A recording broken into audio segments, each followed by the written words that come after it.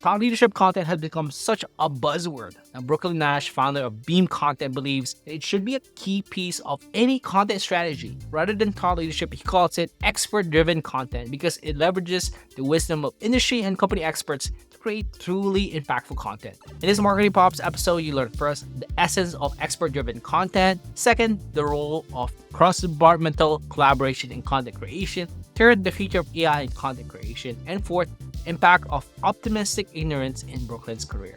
Before I start, I've created a free Powerups cheat sheet. You can download, fill in, and apply Brooklyn's expert-driven content strategy. You can find that at marketingpowerups.com or find the link in the description and show notes.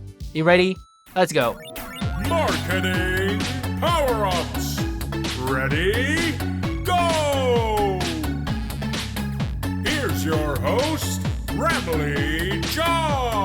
When we were chatting, when you shared like what you wanted to talk about, you were saying like, hey, instead of calling it top leadership content, we should talk about it being expert-driven content. And I feel like that kind of clarifies a lot of things about it.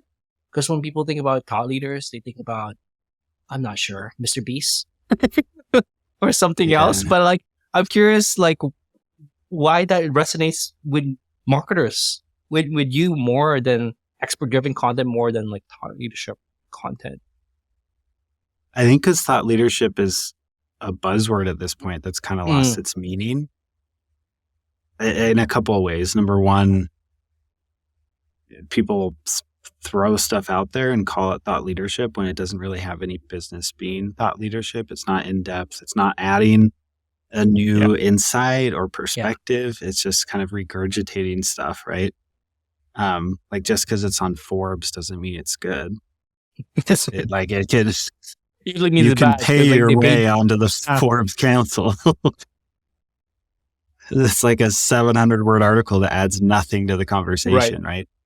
Yeah. No, that's not to say there isn't Forbes content that's great. It's just not exclusively so. Anyway, so that's one side of it. Calling it thought leadership doesn't make it thought leadership. And I think the other side is people hear thought leadership and all of a sudden think at the 5 to 10,000 foot level. Like it has to be this broad overarching view of the industry space, this category, this is what we're changing. Yeah. This is what's different.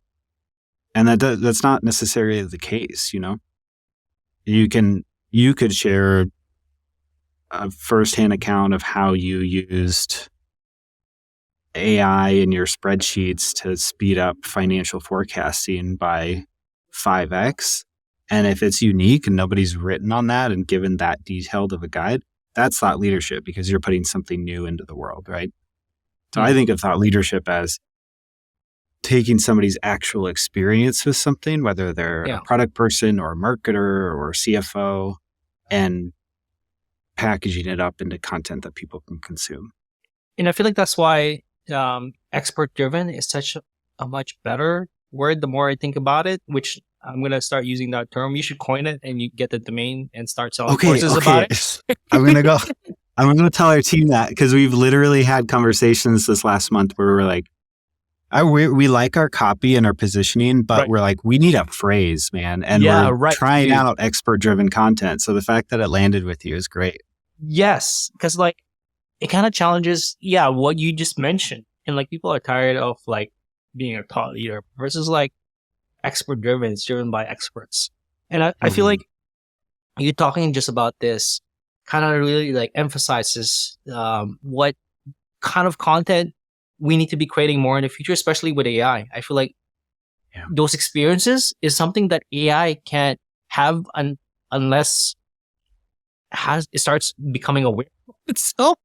Like this is a personal experience from somebody.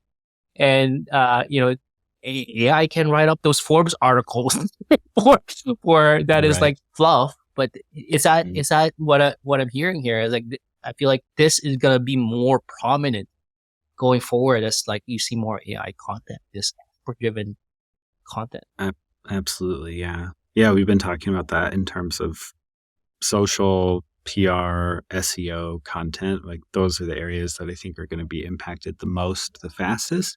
That's not to knock anybody who works on SEO, because there are still excellent ways you can do it. That's not something that ChatGPT can replicate.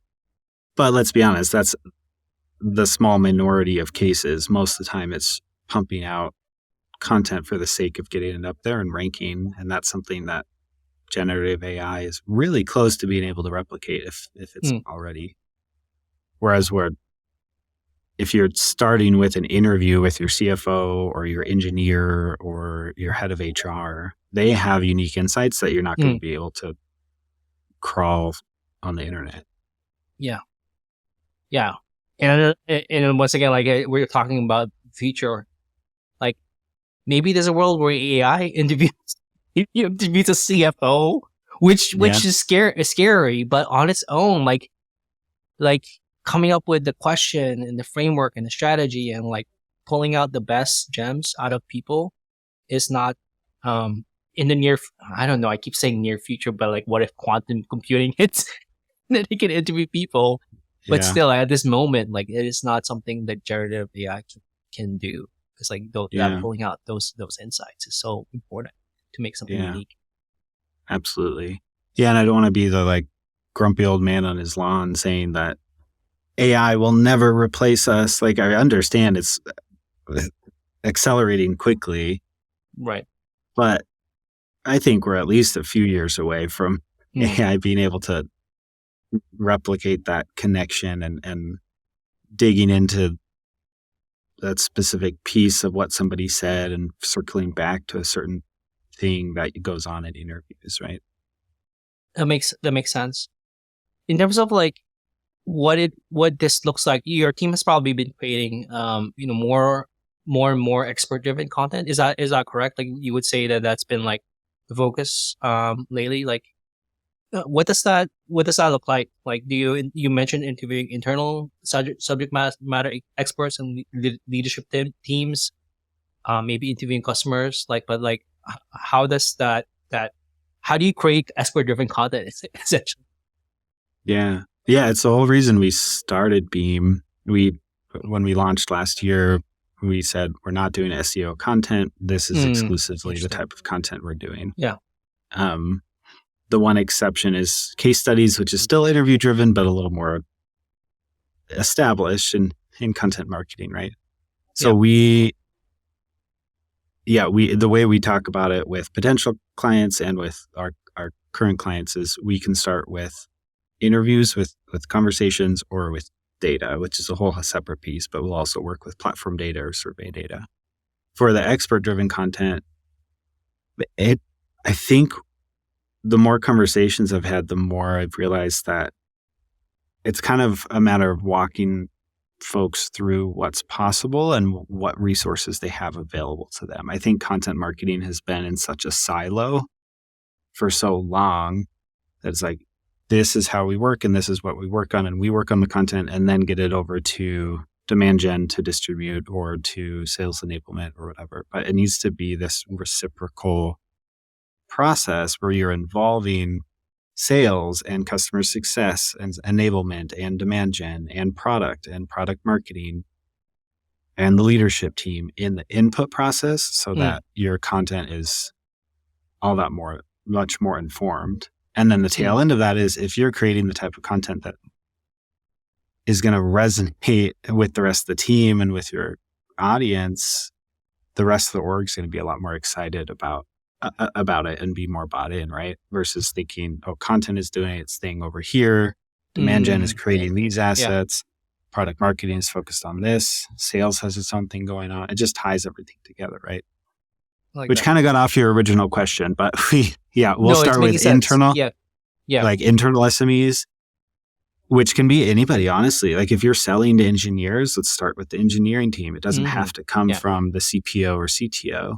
If you're selling into HR, if you're selling HR tech, let's start with the people team. People. Often we'll try to bring in the leadership team to bring that conceptual level. And then it's not just internal. We'll talk to customers and try to turn those conversations into not a typical, here's the problem, here's the solution, here's the outcome case study, but more like a playbook. Like, here's what this customer did that was really unique and really smart. Like, And by the way, like our product was in the background or the foundation of it, but we're not the star, they're the star. Others are platform partners. It often makes sense to work together on content. And then if all else fails, or not even if all else fails, often it makes sense to bring external folks in, those who already are, going back to thought leadership, who already are thought leaders in their space, and bringing them in so that you kind of have that authority built in from the get-go. Interesting. That makes a ton of sense. I like how you're figuring out exactly talking to different people inside first, and like if it's an HR, talk to the people team. Do you come in with a concept already, like a topic, or it's just like it's blank page? I just want to talk to you. I want to hear your problems. I want to understand exactly like what kind of challenges your target audience when you're talking to those internal subject matter experts, or you already have like blog outline and a brief and things like that, which might make sense or might not. Yeah. So it's both and in different stages. So there's kind of 3 stages. Well, number one, when we're kicking off with a brand new project, we'll spend the first month talking to as many people as we can, essentially internally. And that's kind of when it's a blank page. We come with questions, but they're very open-ended questions. Exactly what you're saying. Like, what problems are you seeing? What do you see people get excited about? What questions aren't resolved? Things like that. And if we're able to talk with the product team, PMMs, customer success, demand gen, and leadership, we get a very full picture of their audience and kind of their gaps in content. And then we use that to turn around. Okay, here's the 3 or 4 themes we recommend covering over the course of this year. And here's the specific topics that roll up to those themes. And then it's just a matter of mix and match. Like, hey, this topic, we have this internal data person that would be great to talk to. Oh, this topic, somebody in our VC has a connection with somebody. Let's go talk to that person. And it's just kind of this game of mix and match once we have the topics. Sometimes it goes the other way, where it's just talking to a person and pulling out what the main theme is. Like with one, we have a board management software client, and it was essentially just talking to them about like what matters most to them as being part of a board. And the theme kind of naturally emerged. Like when we talked to Sam Jacobs, it was so focused on prepping for the board meeting because every founder gets super stressed out, or CRO gets super stressed out about board meetings. So we just narrowed it in there. But usually it's, here's the topic, here's our specific questions we want to get into and then pick your brain on, although we avoid using that phrase, and come to the call with that. And then it just makes it so much more productive. That makes sense. I love like how you're doing discovery phase first. We're like, okay, we just want to learn as much as possible. What are the problems? What are the challenges? How is your solution better than competitors? Like, what are some takes that you might have in this space? And then before creating those teams, and then those teams, I'm guessing, are around. Do you base it around the problems that you've heard, or solutions, or it could be maybe a mix and match? Like, how do you figure out the overarching theme that would make sense for client? Yeah, it's kind of a mix. Often it's tied to pain points, which is not unique. And I know lots of great content folks do that. We'll often kind of try to uncover what goals are for the upcoming year or two. That makes sense. Like if they're moving up market, do they want to start talking to the CIO instead of the manager level? So that kind of adjusts what we're talking about and how we're talking about it. And then we'll also get into individual team goals, like demand gen. What is the gap? What assets do you need to put out better paid social campaigns and capture that demand, right? Or are you more in brand awareness right now and you just want to make your voice known on this particular topic and what your stance is? So just digging into that across the teams, and then ideally narrowing those down to no more than 4 themes that we can kind of beat that same drum from a lot of different angles. I love this whole process, because you say, hey, like, other teams get this, but like, I'm surprised that they don't do enough of this, just like finding and talking internally, and like highlighting like the expertise that people have within internally already. And then you figuring out their goals. Like how can content team help out demand gen or sales enablement or another thing, and you're really like trying to figure out like how you're essentially they're the content team's customer. Yeah, in some sense, right? You're helping Yeah. them do their job better, essentially. Yeah. With that, is what I'm hearing. Yeah. And vice versa. That goes both ways, you know. Mm. By talking to them, you can make better content, and by creating better Yeah. content, that makes their job better and easier. I feel like the other benefit to this approach is that it opens up that wall. I feel like sometimes, especially with remote teams, the content team might never have ever talked to somebody from CS or from sales or from engineering. In this Mhm. way, like now the door's open, and if they hear of an idea, it can be there's already the relationship built up. Where like, hey Ramley, or hey Brooklyn, like wouldn't it be cool this idea? And like that kind of like, I guess, getting input more is actually conducive of creativity and innovation. Would you say? Mhm. Yeah, definitely. It's like, again, like kind of like breaks down that silo so that you're not just beating your head against the wall trying to think of things in a vacuum. You can kind of constantly get new ideas based off of those conversations. And often from one conversation, we'll get another conversation or two Yeah. more conversation. It just kind of Right. snowballs. Creative snowball. Before I continue, I want to thank the sponsor for this episode, 42 Agency. Now, when you're in scale-up growth mode and you have to hit your KPIs, the pressure is on to deliver demos and signups, and it's a lot to handle. There's demand gen, email sequences, RevOps, and more. And that's where 42 Agency, founded by my good friend Camille Rexton, can help you. They're a strategic partner that's helped B2B SaaS companies like Profit to Wall, Teamwork, Sprout Social, and HubDoc to build a predictable revenue engine. If you're looking for performance experts and creatives to solve your marketing growth problems today and help you build the foundations for the future, look no further. Visit 42agency.com to talk to a strategist right now to learn how you can build a high-efficiency revenue engine. Thank you also to the sponsor for this episode, Copy.ai. Now let me ask you a question. Would you rather cut grass with a pair of scissors or lawnmower? Now the answer is pretty clear, right? With the right tool or partner, you can turn tedious, repetitive, and boring tasks from hours to minutes. When it comes to on-brand content and copy, that's Copy.ai for you. Marketers from companies like Zoom, Okta, and SurveyMonkey trust it to produce high-converting copy for their campaigns with just a few clicks. Copy.ai team has created some of the best AI-powered marketing templates for ad scripts, podcast outlines, email marketing campaigns, content marketing plans, and more. You can go to Copy.ai to get those free marketing templates right now, or find it in the show notes and description. Well, let's get back to this episode. Yeah, that's I love that. I love that.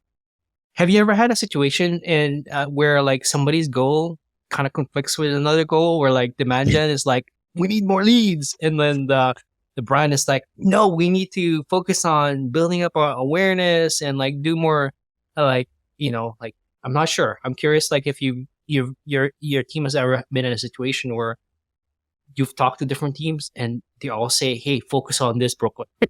Focus on this, and they're like different, almost Entirely different things. Yeah.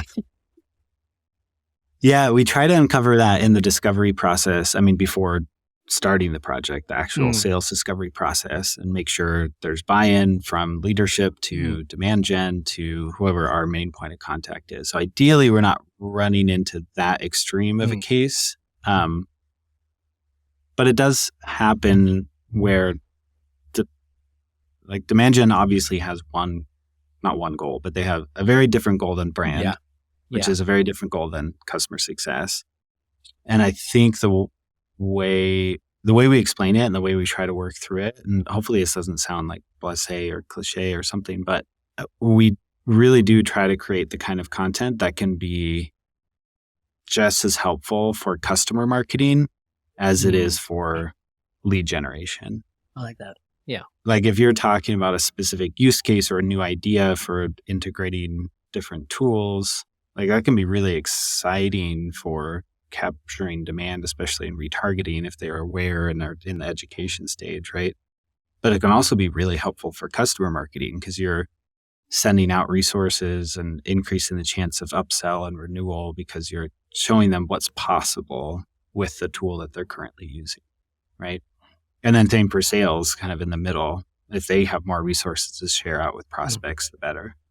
I will say, though, the first thing I thought of, it's been a while, but a couple of years ago, going through this process, we don't work directly with founders as much anymore, but it was 2 co-founders, and we got on separate calls with them and asked very similar questions, and they gave very different answers. Are you guys co-founders even? Yeah. Do you talk to each other? Is that almost hopefully like, yeah. I mean, hopefully it was like a value add because we just, in the recap, we said, hey, listen, Steve said this and Frank said this. They sound very different to us. So can we get into that? Like, what are we actually saying? So it uncovered something for them that I don't think they were even aware of. Yeah, that makes a ton of sense. That's crazy. It does. I wouldn't. It's interesting why you mentioned that. I actually talked to Brendan Hufford as well, where he mentioned he doesn't work with founders anymore. It's like you mentioned something. You just mentioned something similar. Now, I'm curious. Maybe it's because they want everything all at once now, or like they don't really know what they want. I'm curious what the reasoning is for like not working directly with founders versus like you have more a fleshed out team. Each of the teams know what they need, what they want. They have KPIs versus a founder. They want all the KPIs to move up to the right, which, that's not always possible. Yeah, absolutely. I mean, for us, I think it's because we don't consider ourselves a full service agency. I mean, there's a lot we don't do. We focus on the handful of things that we think we're really good at. And when you're that early stage, it's not because we don't like working with founders or don't want to work with founders. It's because if you're that early stage, you kind of need a little bit of everything to get the ball rolling. Yeah. And we don't do SEO. We do social content, but not social management. We don't do email marketing. We don't do copywriting. So more and more, I'm finding myself referring those earlier stage companies out to either consultants who can be that jack of all trades and figure out the right way to divide and conquer, or SEO agencies, because I'm like, look, we don't work on SEO. I recognize it is really important, especially at your price point. Like if you're self-service and you're at $80 a month, SEO makes a lot more sense than if you're, doing 6-figure deals with a CIO. So there's like a specific type of project that we work on. And I just don't want us to overpromise something that is really not our specialty. That makes sense. That makes a ton of sense. And founders can be sometimes fickle where I'm overgeneralizing it, but I work with founders where they see something cool next and be like, let's do that. They find like, oh, let's do more AI, or I'm not entirely sure. But like at least like in this case, you have approach. You have like some people that they have KPIs they're working towards essentially. Yeah, avoiding that shiny object syndrome. Like we're looking to work with teams. Our ideal is, either head of product marketing or head of content marketing, whether it's VP or director, it doesn't really matter. Just somebody who's enabled and equipped to set the strategy for at least the quarter, if not the year, and move forward with that rather than shifting focus every 6 weeks. Or every day. Every day. Which I've been a situation that that's absolutely crazy situation. It happens. Yeah. This brings up this question where I'm curious what your thoughts are on when a company or team is ready to start doing expert-driven content, or maybe it's like a dumb question where like you can do it from the very beginning of your company where like you focus on expert-driven content and that's all you focus on, especially with like, people in SEO have been talking a lot about how things will change for SEO and like, that question, I'm just curious what your thoughts are and take us on that. When is it the right time to start focusing on expert-driven content? Yeah, this might sound self-serving, but I think as early as possible, going back to what we were saying at the beginning, like thought leadership is not having this like some line in the sand that you're trying to be grandiose about. It's just sharing what you see in the market or what you see in your product or what you see users doing or what you're working on that can all be thought leadership, right? I think it depends on levels of priority. Again, we're not an SEO agency, but I do think there are instances where it does make a lot more sense to start with SEO because it's just a lot more direct, and it's not about brand building or building trust necessarily. It's just about getting visitors and leads from that organic channel, right? But I think ideally you can do both. And I think maybe the best example I can think of is expert-driven content internally very early is Lavender, Will and Will, the two Wills, co-founders there. Yeah. I mean, it's been a few years now. They just 90% of the time, what they're talking about is cold email. How do I send better cold emails? And they are so good at talking about it and have such unique insights because of their own experience and because of their product. Right. And I think they're just known as the cold email team now, even as they brought on more content folks. It's just helped not just their brand, but their demand, at least from what I can tell from the outside. It makes sense when the founders are experts in that space, because they can really position their company and themselves as hey, like this example, we are the experts on this, and if you're thinking about this topic, there's no other place to take a look at it. Essentially, is what that example shows. Exactly. I love talking to either technical founders or somebody who has deep experience in the target audience they're selling into. Those aren't necessarily always the same thing, but it just brings another level of depth. I know you're talking a little bit about SEO. I'm curious what your take is on that. What's gonna, do you have any takes on AI and content and SEO? And maybe more self-serving around why expert content might be more important in the future and why people should be thinking about it. But I'm curious, you've been in neck deep in content for so many years, and you must have a position on SEO and AI, and then content. What is your take on that? Yeah, you're gonna hear me workshopping this because I'm still trying to figure out That's cool. the right answer that doesn't sound self-serving or head in the sand. This is not happening. Because look, I mean, I've been in content for 10 years. The first 5 of that was pretty much all SEO. So I know SEO and I get its value, and I get that you can get pretty quick results with it. 2 startups ago, we went from basically 0 traffic to 15,000.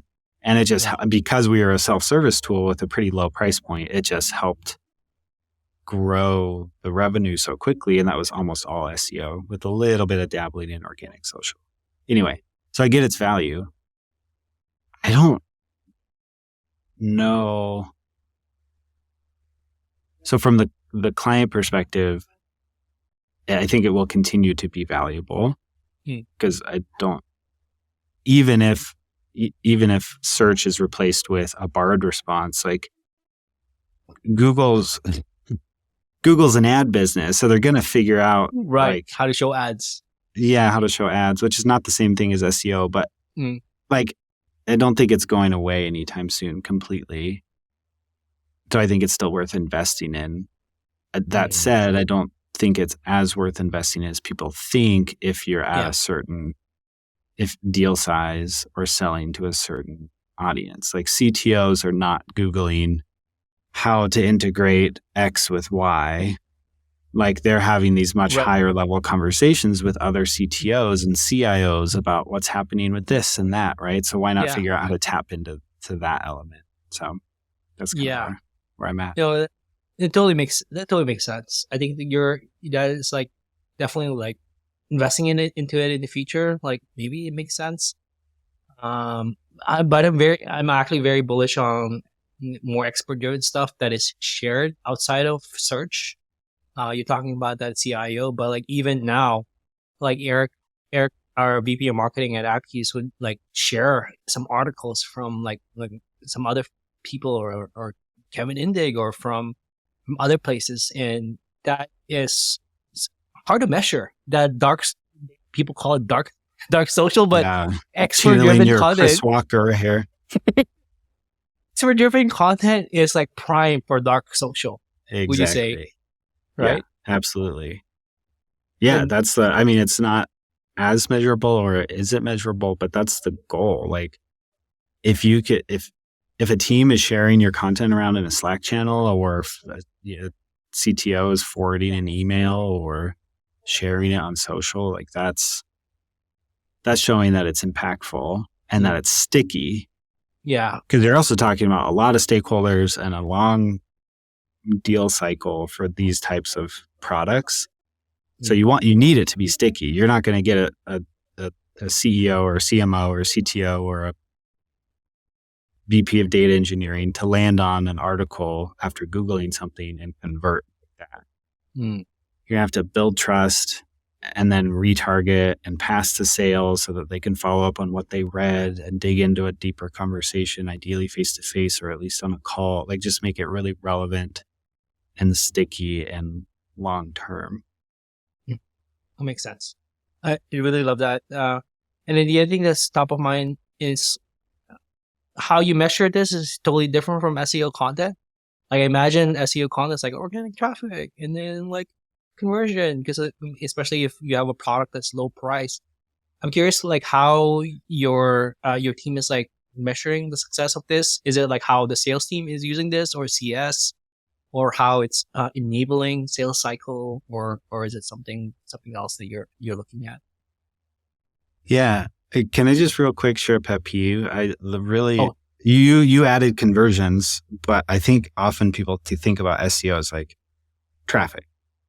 But I feel like that's such a vanity metric for SEO, because what you said, conversion, also what is engagement on the page, which now Google provides that. They have engaged sessions, which is awesome. Bounce rate. I mean, we had a client last year, or a couple of years ago, that they brought us on to increase their traffic, which was already at for 30 or 40,000 hits a month. And we were trying to get that up. Yeah. But we jumped in and I dug into their metrics. Their bounce rate was at like 85%. And I'm like, look, you have a ton of content up here. Your bounce rate is the highest I've ever seen. Let's dig into that first. Right. Yeah. So anyway, that was not your question, but no, let's dig into that. A little pet peeve that that makes sense. Yeah. For measuring what we do and thought leadership, quote unquote, or expert driven content, it sounds like a cop out, but the way we talk through it with our clients and prospects is, look, it depends on what you do with it. Going back to what I said about our ideal is at least a handful of the pieces we're producing each month can be used by a lot of different teams on a lot of different channels in a lot of different ways. So this is not like one metric we're looking for, like number of downloads on a gated asset. We're looking at the lift to your organic impressions. We're looking at like conversion rate if you have a content offer versus a sales related offer for paid search and social. We're looking at feedback from customer success and sales and how using those assets are going. There's just a lot of different ways to measure it when you're creating something that ideally sits at the center of your public voice rather than just being a tiny little piece of it. That totally makes sense. I think we've been talking about that quite a bit around like enabling, making that the central piece of helping the whole other pieces of the company.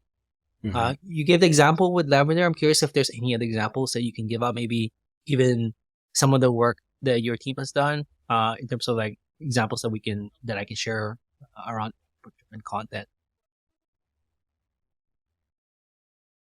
Yeah, what's the best one here? So we work with an analytics company, a product, and I feel like we've done this.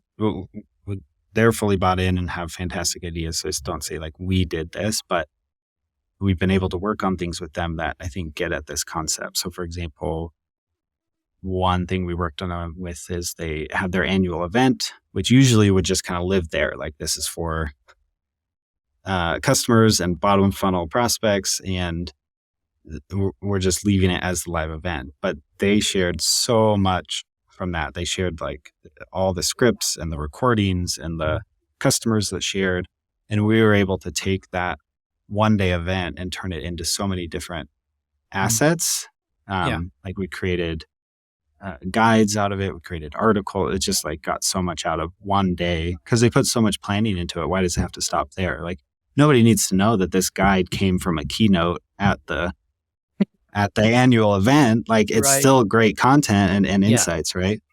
We also did a series with them called like X on X, which we've been able to do with quite a few clients. It's really fun. We basically, in this case, sat down with 5 of their marketers, demand gen, product-led growth, ding, ding, ding, their marketing operations, all these different roles. And it was basically how I, as a director of demand gen, use my product for demand gen, and then product-led growth, and then marketing operations, because it's analytics. So they were getting all these insights and turned it into a ghostwritten piece that was from their perspective. It was super tactical, like step by step, without being very product heavy, like it wasn't product marketing.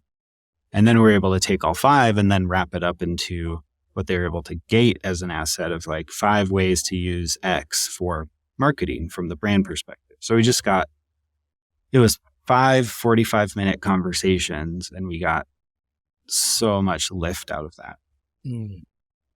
That is such a good way to put it. I love. Is that a case study on the Beam side, if possible, or like anywhere I can like link that in the description? All right, okay.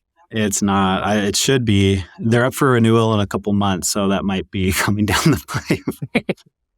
Hopefully. That's awesome, though. That's good to hear. This is something that other people can apply. This expert driven content is just, why just do the, you can repurpose a bunch of events or things like that can really highlight experts internally and externally within your content as quotes, as even maybe for social or other things like that. Essentially, is what I've heard here so far.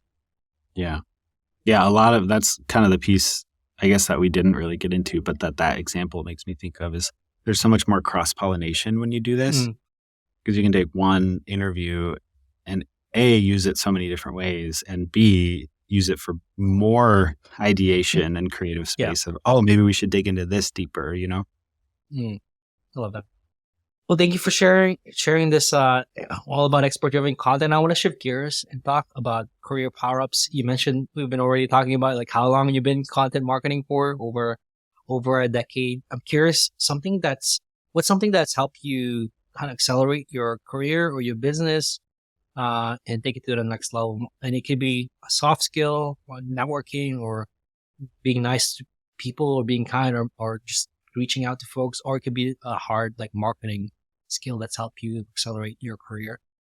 I think this might sound negative or positive depending on how you see it, but I think especially early on, what helped me the most was saying, yeah, I can do that, when I had never in my life done that thing before. Because I feel the confidence that I can learn how to do it very quickly. Right. And then just learning how to do it. I mean, that's how I went from writing to SEO strategy, and then doing case studies based off of extensive briefs to running customer interviews. That's how I learned a lot at my in-house jobs over a couple of years. It's just like saying yes for the sake of learning, and then I think you can build those skills. So I think that's a big one. And then I will say there's a little self-promo here, but there's an article on our site, an interview with Kyle Lacey on marketing careers. And I don't know that I've been able to adapt it, so don't take it as my advice. But Kyle shared, like, if you can learn effective storytelling, you can do a lot as a marketer. And sometimes that's writing, sometimes that's branding, sometimes it's internal presentation. It's just like the storytelling element. Because we were talking about writing and how important that is for pretty much any marketer, no matter what your role is. And he's like, yeah, writing, but also the story and telling a compelling story with your writing, with your words, with your conversations. And I really love that. That is awesome. This is the one that says Kyle Lacey wants marketers to color outside of the lines. Is that the one? That's the one. Yeah. I will link it in the chat, in the description and show notes, Awesome. but super cool. Around like, yes, saying yes.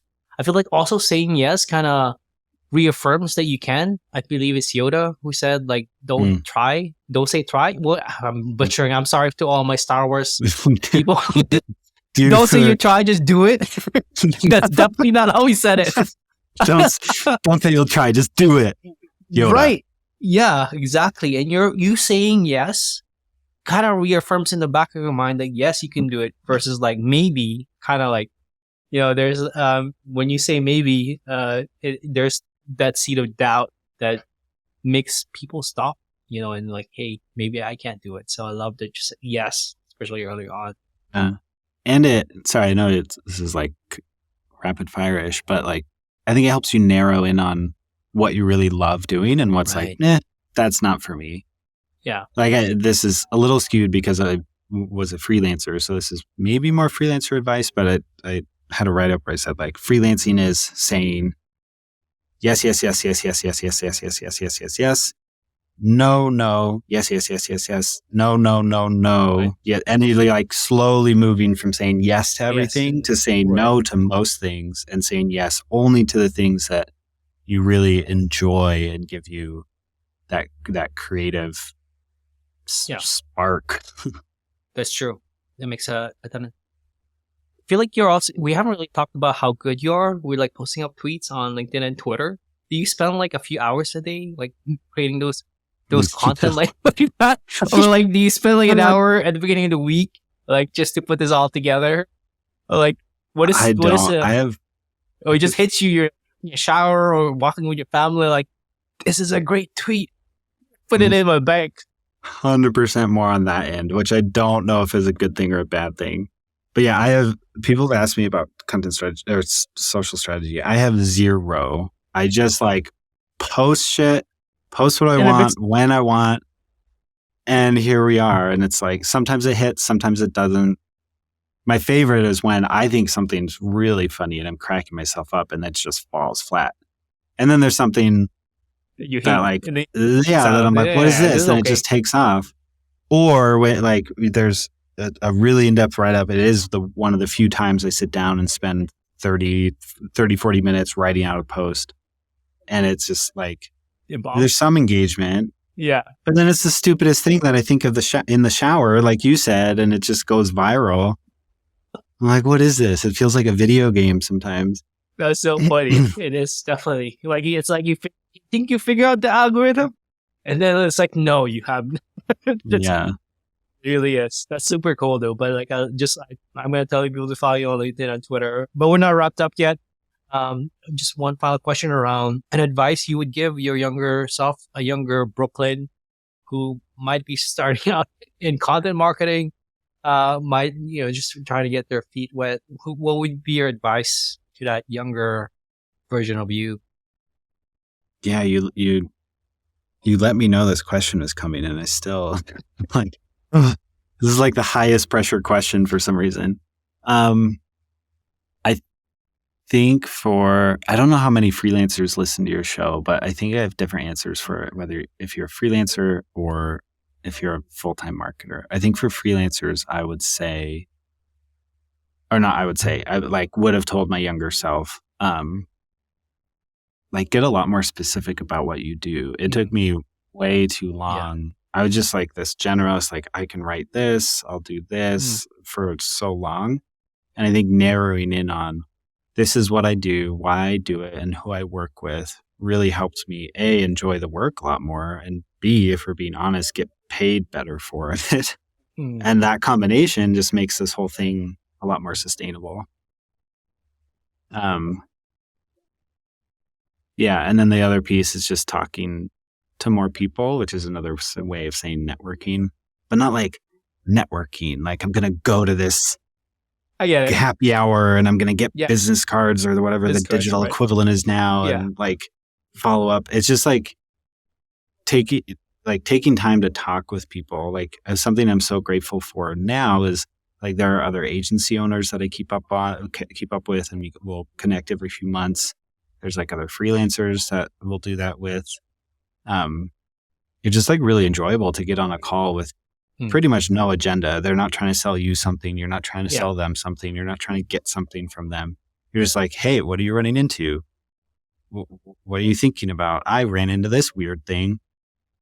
That and like past colleagues, keeping up with past colleagues, like somebody I worked with at my previous startup, we keep up, and it's just like so enjoyable. It makes this whole thing better. That's so true. Yeah, I would even I do that. I meet up with like Andrew Kaplan like once a month just to like catch up on the agenda. Just like, hey, how's your podcast going? I feel like that just opens up a bunch. I mean, you don't have to. I mean, if you could, that would be cool. But like, I'm curious who you keep up. Who do you keep up with that like this has helped you along this journey? Like maybe you can even shout them out if I guess if they're okay with it. If not, I can cut this part out. Yeah, I don't know if I want to name drop, if that's all right. It's just totally. Like some other agency owners.